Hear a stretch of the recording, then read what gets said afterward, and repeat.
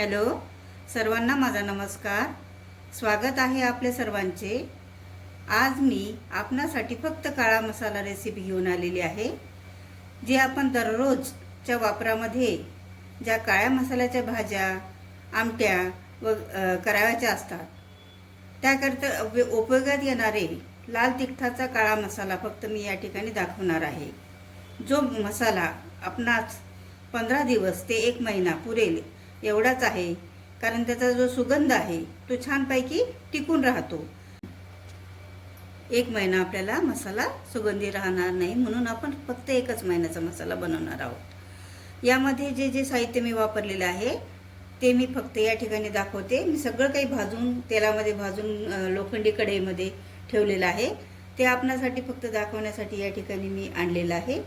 यामध्ये सुरुवातीलाच आपण 2 मोठाले कांदे घेऊन ते गॅसवरती छान भाजून घेतले आणि नंतर त्याला कापून आपण तळून घेतलेलं आहे. त्याच्यानंतर मी या ठिकाणी 1 वाटी खोबरं जे 100 ग्राम आहे ते सुद्धा भाजून घेतलेलं आहे.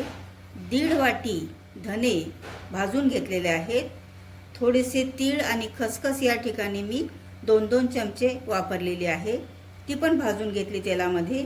त्याच्यानंतर 4 काजू ते 4 बदाम या ठिकाणी मी घातलेले आहेत. त्याचबरोबर यामध्ये काही खडे मसाल्याचा वापर मी छानपैकी या ठिकाणी केलेला आहे, ज्याच्यामुळे आपल्या भाजीला अगदी लज्जत येते आणि चव येते आणि सुगंध यामध्ये आपल्याला दरवळलेला दिसतो. त्यामध्ये मी दगडी फूल अर्धा वाटी घेतलेला आहे. 3 तमालपत्री घेतलेले आहेत. 3 ते 4 लवंगा मी या ठिकाणी वापरल्यात. 10 दाणे काळे मिऱ्याचे घेतलेले आहेत. 3 कर्णफुलं मी या ठिकाणी वापरलेले आहेत. त्यानंतर 2 मोठी विलायची, 2 मोठे तुकडे दालचिनी, छोटी जावित्री, मसाला जिरे, 100 ग्राम लाल तिखट, लाल मिरची, त्यानंतर 100 ग्राम हरभरा डाळ आणि 100 ग्राम लसण आणि 2 इंच आले.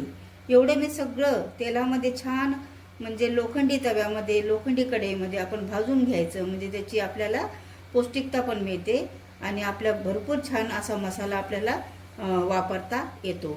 अशा प्रकारचा हा काळा मसाला मी आज बनवला आहे. आपणा सर्वांना तो निश्चितपणे आवडेल अशी मी आशा करते आणि आवडल्यास त्याला लाईक करा, सबस्क्राईब करा आणि बेल आयकॉन दाबायला विसरू नका. धन्यवाद.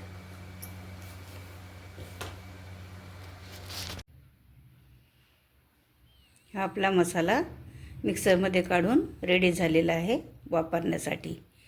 तर जरूर एकदा करून बघा आणि वापरा. धन्यवाद.